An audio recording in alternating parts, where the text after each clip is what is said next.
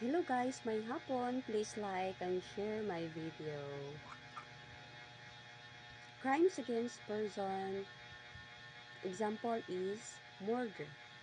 Murder it is killing of a person with intent with the following reasons. First is with treachery or alevosía. Second is with evident premeditation. And next is cruelty. It is murder, it is an aggravating circumstances with a penalty of reclusion perpetua, 20 years and 1 day to 40 years. So guys, atong bisayon. Murder, wala siya kaso nimo kung mupatay ka o sa katawo or mupatay kag tawo. Wala siya kaso murder